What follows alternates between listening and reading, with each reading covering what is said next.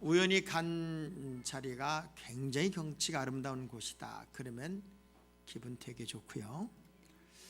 이 음식점 저 음식점을 갈까 목적지를 정하지 못하고 막 방황하다가 여기 들어가지. 그리고 들어가는 음식점이 너무나 맛이 있으면 감격이 2배입니다. 또 우연히 만난 사람이 너무 좋은 사람이어서 내가 이 사람하고 평생 같이 있으면 좋겠다 하는 마음이 들 만큼 좋은 사람을 만났다고 하는 것도 은혜 중에 은혜입니다. 우리는 어쩌면 이러한 것을 기도하며 살아야 할 사람들이 우리일 것 같아요. 사람 잘못 만나면 일순간에 무너질 수도 있고, 또 좋지 못한 환경에 들어가게 되면 지금까지 내가 훈련된 모든 삶이 와르르 무너질 수도 있고, 또 좋지 못한 상황에 내가 빠지게 되면 아무리 노력을 해도 빠져나오기 어려운 게 우리 인간들이더라고요. 그래서 이렇게 좋은 곳에서 예배하고 좋은 자리에 있고 좋은 사람 만나고 좋은 일을 경험하는 것은 복입니다. 날씨는 춥지만 마음은 따뜻하게 오늘 예배합시다. 참 기분 좋고 모든 삶의 꿈과 소망을 가지고 살다가 어느 것 하나에 탁 걸리면 그것이 여러분을 점점 나락으로 몰아갑니다. 그것 중에 하나가 뭐냐면 죄라고 하는 겁니다. 죄의식, 또 죄성, 또 죄에 걸리면 사람은 그 무게가 점점점 무거워져서 성경 표현 그대로 죄의 삭슨 사망이 돼요. 오늘 아침에도 한 분이 자살을 했더라고요. 죄의 무게가 점점 커지고 또 압박이 점점 심해져서 자기 힘으로 감당하기엔 버거웠던 이 사람이 스스로 목숨을 끊었어요. 그런 이야기를 볼 때마다 참 세상이 살기가 어렵고 또 내 마음대로 내 생각대로 안 되는 상황들을 우리가 어떻게 풀어나가야 지혜로운 자가 될까? 특별히 이 죄의 문제를 어떻게 해결해야 우린 당당하게 세상을 살 수 있을까? 너무 죄가 내 마음속에 죄의식이 강해져서 눌리고 눌리다 보면 공허하고, 그리고 이 죄성을 또 이 힘들고 어려운 것을 잊고 싶어서 향락에 빠지기도 하고 때는 마약을 하기도 하고 술에 취해보기도 하고, 그리고 다 귀찮다고 자기 멋대로 살겠다고 노력을 해보지만 그렇게 내가 해보는 모든 방법들이 정말 나를 죄에서 자유롭게 할 수 있겠냐는 거예요. 그리고 내 삶의 무게로부터 자유함을 주겠냐는 거죠. 노력할수록 어쩌면 인간의 노력은 점점 더 깊은 수렁으로 빠질 수도 있는 것이 바로 이 죄성의 문제더란 말이죠. 성경은 2 사람의 이야기가 아주 우리에게 희망을 줘요. 삭개오라는 사람이 있어요. 이 사람은 세리입니다. 세리. 그러니까 가장 어려운 사람들을 흔들어서 더 많은 세금을 받아서 로마에 바치고 자기는 고대강시 같은 집을 짓고 떵떵 우리고 사는 사람이에요. 누군가의 것을 착취하고 누군가를 고통스럽게 하면서 나는 부유함을 누리고 있는 사람을 보면 되게 사람들은 기분 나빠합니다. 특별히 이번에 대한항공 사건이 점점 커지는 이유를 보니까 부자고 재벌이고 힘이 있다고 그렇게 할 수 있는 거냐, 이 심리가 더 큰 거예요. 그래서 하죠. 걸리는 건수마다 이제는 용서가 안 될 만큼 점점점 눈덩이처럼 커져서 사과를 하고 잘못했다고 그러고 내가 자식 잘못 길렀다고 그러고 별소리를 다 해도 그게 이제 분노의 소리에 묻혀서 용서가 안 되는 환경으로 자꾸 가는 것 같아요. 내가 무언가를 좀 노력하고 애를 쓰고 시도를 해봐도 내 마음속에 이 부담이 쉽게 지워지지 않는데, 이 삭개오라는 사람이 바로 그런 사람이었다고요. 가난하고 힘들고 어려운 사람들의 세금을 막 부풀려서 걷어내서 로마에 갖다 주고 로마로부터 사랑을 받는데 육체적인 장애를 가지고 있음에도 불구하고 너무 잘 사는 거예요. 이게 너무 싫어. 사람들은 삭개오를 볼 때마다 아마 침을 뱉었을 것이고, 그리고 인간 이하로 취급을 했을 텐데, 그렇게 살아가는 삶은 여유로워도 넉넉해도 좋은 집에 살아도 편안한 게 아니었어요. 늘 공허하고 괴롭고 힘들어요. 그 문제를 풀 방법이 한 번도 없었어요. 놀랍게도 그는 예수 그리스도를 만남과 동시에 가치관을 바꿔요. 그리고 그분을 예수 그리스도를 자기 집에 모시면서 예수님이 삭개오의 변화에 대하여 누가복음 19장 9절에 이렇게 그 삭개오의 가정을 축복합니다. 시작.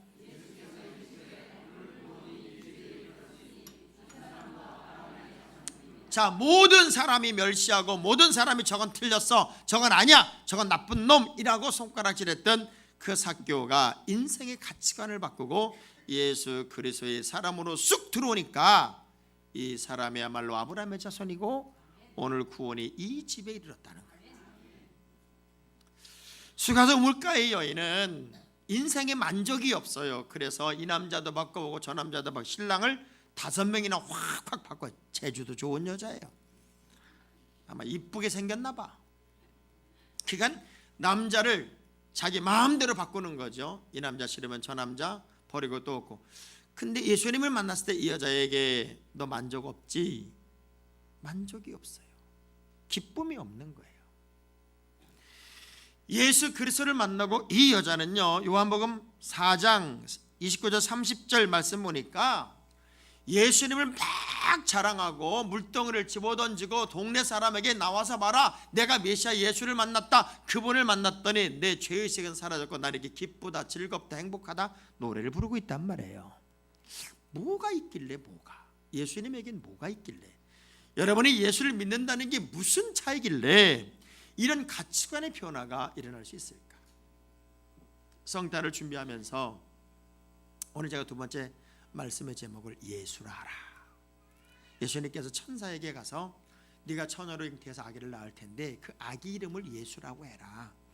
그 예수란 이름의 뜻이 뭔 줄 아니? 자가 자기 백성을 그들에 대해서 구원할 자야. 그러니 그 예수는 모든 자기 백성들을 구원할 사람이니까 이름을 예수라고 지어야 돼. 그 예수란 말 속에 엄청난 것들이 숨어 있더란 말이에요. 여러분이 예수 그리스도를 내 인생의 주인으로 만났고 예수님이 나의 구원자임을 믿는다면 이 성탄절 전야, 이 절을 준비하는 여러분들의 가슴과 마음 속에 하고 무릎을 탁 쳐야 되는 거룩한 변화가 필요합니다. 저는 제가 이 설교를 아마 수십 번도 더 할지 몰라요. 앞으로도 똑같은 얘기를 더 할지도 모릅니다. 왜냐하면 예수 그리스도에 대한 이야기는 다른 얘기할 게 없어요.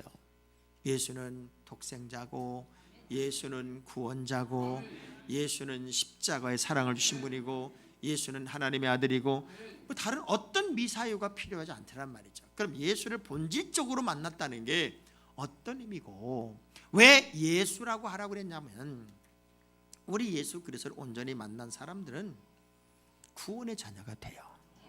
그분은 구원자로 오셨단 말이에요. 그럼 어떤 사람이 구원자가 되느냐? 자기 백성을 구원할 자리예요. 자기 백성. 그러니까 여러분은 예수님의 자기 백성이 되어야 돼요. 자, 여러분은 대한민국에 살면 누가 뭐래도 어느 나라 백성입니까? 대한민국 백성이에요. 누군가가 여러분에게 와서 당신 일본 사람입니까? 그렇게 말하면 뭐라고 그럴 거예요? 가만있어, 내가 일본 사람인가? 헷갈려요? 안 헷갈려요? 당신은 미국 사람입니까? 그럼 뭐라고 그럴까요? 아니요, 대한민국 사람입니다. 자, 옛날에는 우리가 여행을 가도 대한민국 사람이라고 그러면 창피하니까 그냥 뭐가 좀 우르르 막 식당에 떠들고 막 그러면 누가 와서 물으면 창피할 때 꼭 그랬대. 니혼고 그랬대. 자페니스 막 그랬다는 거예요. 근데 지금은 우리나라 사람들이 얼마나 당당해요. 대한민국 코리아 얼마나 좋은 이야기냐고요. 그 자긍심이 있어야 되는 거죠. 여러분이 성안교회에 다니면 성안교회 교인이어야 되고 정말 중요한 것은 내가 하나님의 자기 백성이다. 나는 하나님의 자녀다. 나는 하나님의 사람이다. 이 의식이 정말 중요하다고 하는 거죠. 살아가다 보면 저 사람은 내 사람, 저 사람은 내 사람이 아닌 사람. 갈등이 없으려면 결혼하고 나면은 저 사람은 내 각시, 저 사람은 내 신랑 이러고 사는 집에 무슨 문제가 있겠어요. 조금만 힘들고 어려우면은 신랑이 나간 사이에 그때 그 남자를 못 잊어서 눈물을 흘리고 있고 일기를 쓰고 있고, 그렇다면 그 집은 문제가 있어요. 그런데 내가 결혼하고 난 다음에는 옛날 여자, 옛날 남자, 옛날 애인 생각해야 돼요? 끊어야 돼요? 어떻게 끊어야 돼요? 확실하게 끊어야 돼요. 옆 사람한테 물어봐요. 왜 안 끊는 거예요? 물어봐요.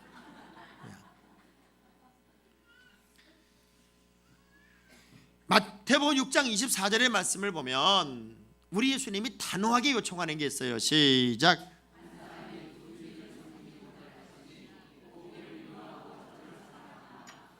이를 중히 여기거나 또를 너희가 하나님과 재물을 겸하여 섬기지. 자, 지금 우리나라가 조금 혼돈이 온 게 뭐냐면, 신아무개 씨라고 하는 여자가 와가지고 북한을 자꾸 좋다고 그래요. 근데 그 여자랑 같이 다니는 또 한 여자가 있는데, 그 여자는 북한 가서 별짓 다 한 여자예요. 그러면서 무슨 토크 콘서트를 한다고 돌아다니니까 이제 우리나라 사람이 이제 고민에 빠진 거예요. 생긴 거는 한국 사람이고 말도 한국말을 하는데 국적은 미국이래. 그럼 미국 가서 떠들어야지 왜 한국 가서 떠드냐고.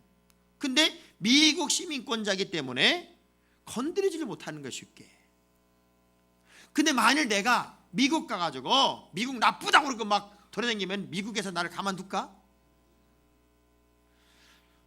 가장 민감한 사안, 민감한 문제를 가지고 있는 나라가 자국민이 그 말하면은 반공법, 무슨 법에 그 법으로 집어넣는데 미국 시민권자라는 이유 때문에 쉽게 접근하지 못하는 것도 참 이상한데, 생긴 건 한국 사람, 말도 한국말, 국적은 미국 시민권자라고요. 이런 게 헷갈린다 그 얘기죠. 여러분이 찬양도 교회에서 하고 모든 신앙생활도 잘하는 것 같은데 가만히 보니까 소속이 세상이야. 이러면 안 된다는 거죠. 그건 자기 백성이 안 된다 그 얘기요. 그래서 한 사람이 두 주인을 섬길 수 없듯이 여러분은 예수 그리스도가 내 인생의 주인이 되고 내 인생의 구주가 돼야 진짜 구원의 감격, 구원의 기쁨을 맛볼 수 있다는 거죠. 크리스찬 이름은 하나님의 자기 백성임을 고백하는 거예요. 그래서 요한복음 13장 1절의 말씀을 보면 우리 주님도 자기 백성, 우리 주님의 자기 백성에 대해서는 어떻게 사랑하나 봤더니 끝까지 사랑한다. 끝까지. 시작. 예수께서 자기가 세상을 떠나 아버지께로 돌아가실 때가 이런 줄 아시고 세상에 있는 자기 사람들을 사랑하시되. 자, 왜? 내 백성이니까 끝까지 사랑하는 거죠. 대한민국의 대통령은 대한민국 국민을 끝까지 사랑할 책임이 있어요. 맞죠? 어떤 정신 나간 여자 전도사가 자꾸 우리나라 지금 12월 달에 전쟁 난다고 그래가지고 사람들 미혹하고 몇 사람을 걸려서 또 미국에 지금 가가지고요 그 집단적으로 사는 사람이 있어. 전쟁 나면 이제 예수 믿는 사람 죽인다고 그래가지고 도망가가지고. 근데 전쟁이 언제 난다고 그랬냐면 오늘 새벽 4시 반에 난다고 그랬거든요. 그러니까 12월 14일 새벽 4시 반에 전쟁 난다고 그랬는데 안 났잖아. 지금 여러분은 어쩌면 전쟁통에 있는지도 몰라. 참 세상이 요지경이에요. 하고 싶은 말 다 하고 사는 언론의 자유, 표현의 자유가 있는 것 중요한데 문제는 우리가 분별할 수 있는 지혜들이 없다 그 얘기죠. 가장 위험한 나라, 전쟁에 어떤 위험이 늘 도사리고 있는 나라에 이런 말을 하면 어느 누구들 영향을 안 받겠습니까마는, 그러나 지혜롭지 못하면 우리는 유혹, 미혹에 자꾸 넘어지게 돼요. 그래서 철저하게 우리 주님의 자기 백성으로서의 삶을 여러분이 살아야 돼요. 나는 진짜 그리스도인이다. 그러면 그걸 어떻게 아냐고요? 죄를 분명히 떠났는가를 여러분이 스스로가 체크해야 돼요. 여러분 죄라는 게 뭐예요? 빗나간 거거든요. 여러분이 하나님이 원하는 방향으로 가야 되는데 자꾸 빗나가요. 자꾸 삐뚤어가요. 삐뚤어가고 빗나가면 처음에야 괜찮지만 시간이 갈수록 점점점 빗나가게 된다고요.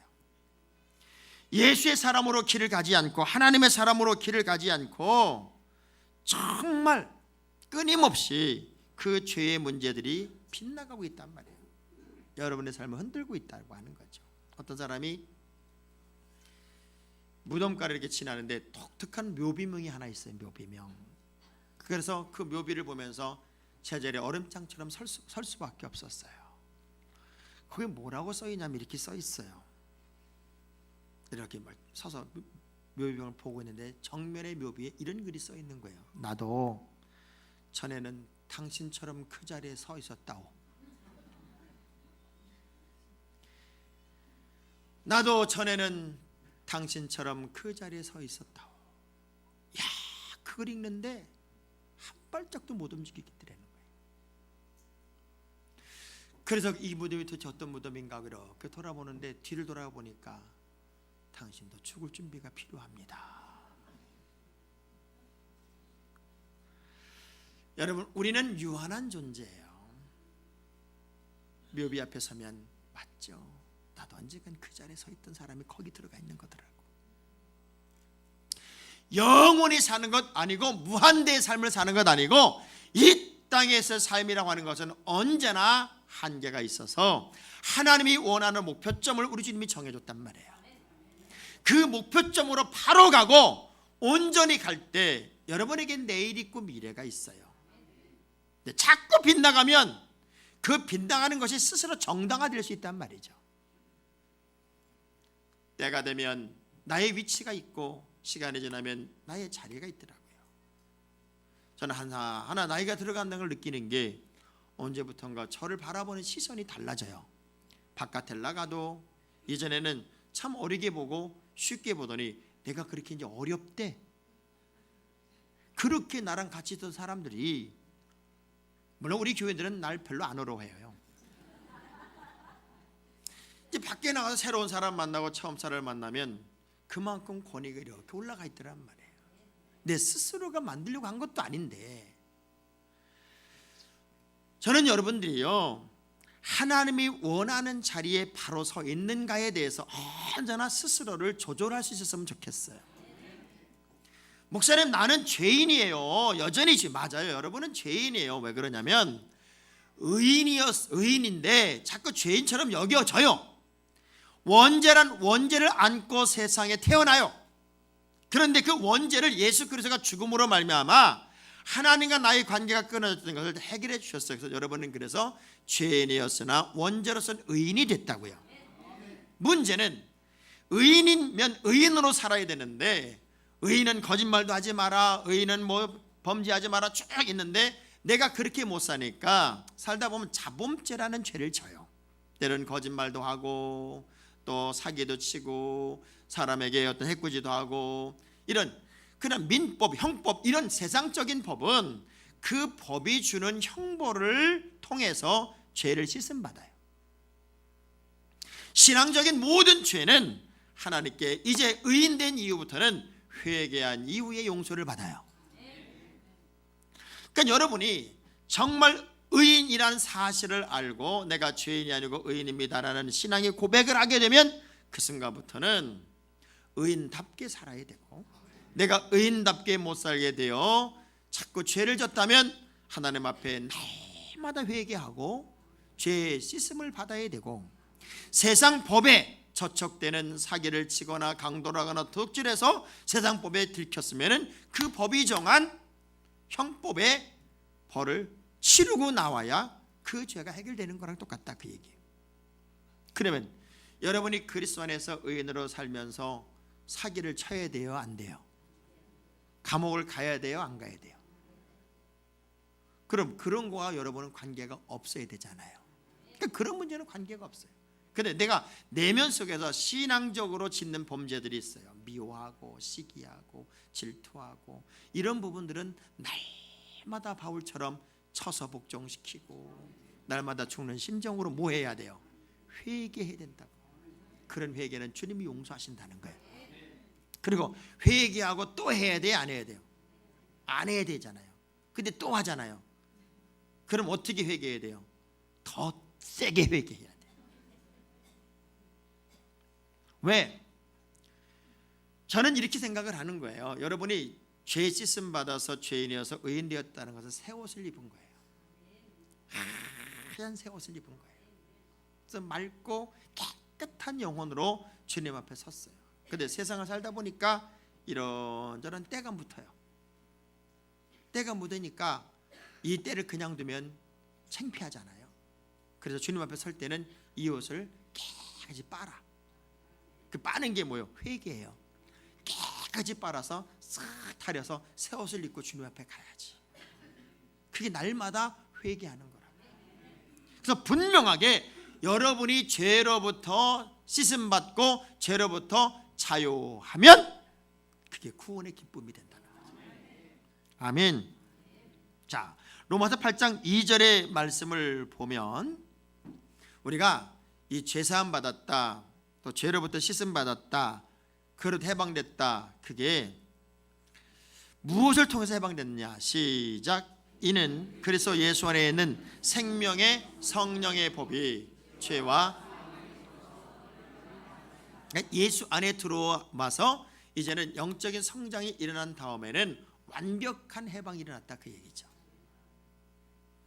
어제 우리 한경 목사님 아들이 결혼을 하는데 아들 이름은 한엘리야고 그 신부감 이름은 김이레인가 그래요. 그러니까 엘리야와 이레가 결혼을 하는 거더라고요. 되게 재밌는 얘기를 해요. 하나님이 엘리야를 준비하셔서 신부에게 줬다는 거야. 이레는 예비한 거잖아요. 여호와 이레 하나님이 엘리야를 예비하셔서 부인에게 줬다. 그래서 어제 결혼식은 엘리야와 이레의 결혼식이 됐어요. 근데 인사말 하라고 한경 목사님한테 마지막 인사말 하라고 딱 올려 여기다 줬더니 야, 그 직업의식은 못 버리겠더만요. 목사님이 순간적으로 착각을 한 거야. 자기가 주례인 줄 착각을 한 거야. 아버지란 사실을 잊어버리고 목사가 단에 딱 올랐으니까 두 아이를 막 축복하는 거 있죠. 그러더니 아차, 내가 인사하러 올라왔죠. 내가 이게 직업의식 때문에 어쩔 수가 없었습니다. 그러고 얼마나 웃었는지 몰라. 습관이나 관습은 나도 모르게 툭툭 튀어나오더라고요. 죄도 툭툭 튀어나와요. 그래서 우리는 구원자 예수를 만남과 동시에 어떤 삶으로 이제 바뀌어야 되느냐면 구원의 감격에 흠뻑 빠져야 돼요. 여러분, 구원의 감격에 내가 과연 빠져 있는가가 여러분의 미래고 여러분의 삶이더라고요. 왜냐하면 그 예수는 자기 백성을 죄에서 구원할 자라고 얘기를 했어요. 구원이란 말은 인생에게 주신 최고의 선물이고 최고의 은혜입니다. 그런데 이 구원은 누가 주는 거냐? 예수만 주는 거예요. 여러분, 무슨 신천지가 주는 거 아니고 통일교가 주는 거 아니고 무슨 이만희가 주는 거 아니고 예수 그리스도만이 여러분에겐 구원자가 돼요. 왜? 사도행전 4장 12절의 말씀을 보면 시작.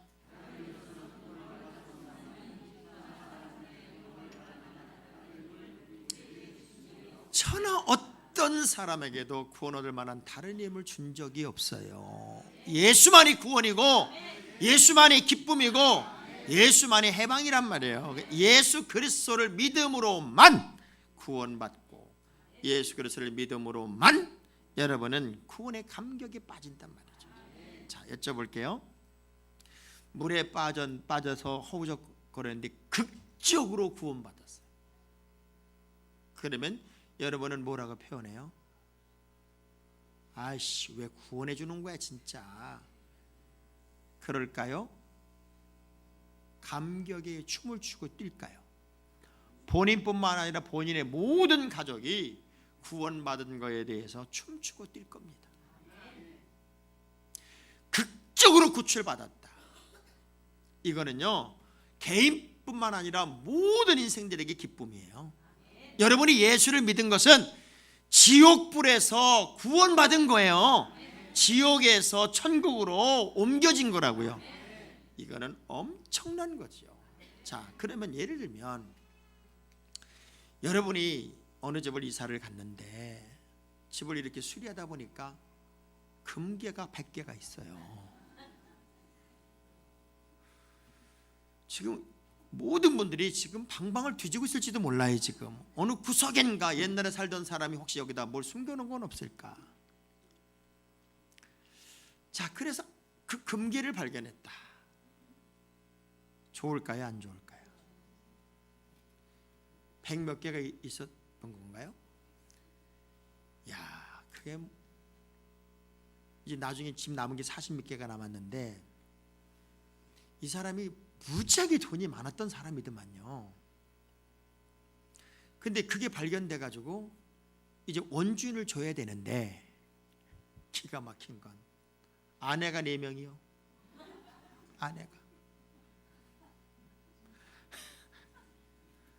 아내가 4명이고 이 상속을 둘째 부인 쪽에다 주라고 얘기를 했었다고 그러더라고요, 옛날엔. 근데 이거는 거기에 포함됐는지 안 됐는지 알 수가 없잖아요. 그래서 4명의 배다른 자식들이 이제는 그 금괴 쟁탈전이 벌어져서 차라리 없었을 때는 서로 간에 그래도 왕래라도 하고 살았는데 옆 사람 악수하면서 없는 게 낫습니다. 없는 게. 이 세상에 거저는 없는 거더라고요. 거저는 치열한 또 전쟁이 벌어질 것 같더라고요. 그런 거 하나도 없어도 정말 우리 신랑이 있어서 기쁘고 아이들이 있어서 기쁘고 우리 아내가 있어서 기쁘고 가정이 있어서 기쁘고 그렇게 사는 사람들은 기쁘게 살더라고요. 자, 제가 하나 예를 들어볼 테니 여러분은 감격할지 안 할지 한번 느껴봐봐요. 맹인으로 평생을 산 한 남편이 이제 조금 여유롭게 돈이 생겨서 아내와 함께 병원을 찾아갔어요. 한 번도 병원을 가본 적이 없어요. 의사에게 저는 어려서부터 눈이 실명했고 감사하게도 제 아내가 저랑 결혼해줘서 이렇게 생활이 안정이 돼서 이제 병원에 올 수 있고 종합 진단도 받을 수 있게 됐는데 선생님 혹시 제가 이 눈을 뜰 수 있을까요? 의사가 희망을 주기 위해서 뭐 지금 의술 좋아졌으니까 한번 조사를 한번 깊이 해봅시다. 쭉 해보고 며칠 뒤에 연락을 해주겠습니다. 당신은 놀랍게도 시신경이 다 살아있습니다. 그래서 많이 어려운 수술이 아니어도 두 눈을 다 뜰 수 있겠네요. 얼마나 기뻤을까요? 막 춤을 추는 거죠. 이제 수술 날짜를 정합시다. 앞으로 다 정리 조사해서 열흘 이내면 수술할 수 있겠는데 수술 날짜를 정합시다. 남편은 며칠 동안을 기도하다가 의사에게 전화를 했어요. 선생님, 저 눈 뜨는 수술을 포기하겠습니다. 왜 그러세요? 돈 때문입니까? 아닙니다. 저는 충분한 돈이 있습니다. 근데 왜 수술을 포기합니까? 이런 기회도 없는데. 저와 결혼해준 아내는 언젠가 저에게 먼저 와서 이렇게 청혼했었습니다.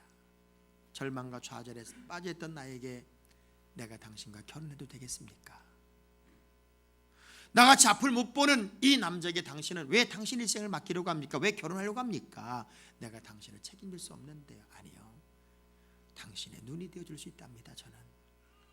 그런데 당신은 볼 수 없지만 저는 어릴 때 얼굴에 화상이 있어서 온 얼굴이 화상 자국이 가득합니다. 세상에 어떤 사람도 제 얼굴을 보고는 결혼하려고 하지 않겠지요. 당신은 앞을 못 본다니 나는 당신의 눈이 되어주고 당신은 내 얼굴을 안 보니 마음으로 우리 사랑할 수 있지 않겠습니까? 너무나 고마운 아내를 만나 우린 결혼을 했고 지금까지 이렇게 살아왔습니다. 만일 내가 눈을 뜬다면 제 아내가 얼마나 불편할까요? 내가 눈을 뜬다면 제 아내가 얼마나 힘들어할까요? 혹 내가 내 아내 얼굴을 보고 실망할 수도 있지 않겠습니까? 저는 제 눈을 뜨는 것을 포기하겠습니다. 그리고 지금처럼 제 아내와 함께 살겠습니다. 그 얘기를 듣는 아내는 고마웠을까요? 안 고마웠을까요? 감격했을까요? 안 감격했을까요? 지금 여러분이 대답 안 하는 이유는 우리 신랑은 그럴 리가 없다. 우리 신랑은 그럴 리가 없어. 구원은 하나님의 선물이더라고요. 그 선물을 받은 행복, 그것도 값없이 주신 하나님의 선물. 에베소 2장 8절의 말씀을 보면 시작. 너희는 그 은혜에 의하여 믿음으로 말미암아 구원을 받았으니 이것은 너에게서 난 것이 아니요 이 귀한 선물을 받았단 말이에요. 이 구원의 기쁨, 구원의 선물. 여러분이 선물 보따리를 받아서 기쁘고 신바람 나고 즐겁고 살만 나는 삶을 이제 살아야 된다고요. 그게 예수 그리스도를 온전히 만난 자의 특성이에요. 그 이름을 예수로 하라. 그는 자기 백성을 죄에서 구원할 자니라. 예수를 만난 사람답게 구원의 기쁨을 만끽하는 여러분 모두가 될 수 있기를 주의 이름으로 축원합니다. 기도하겠습니다.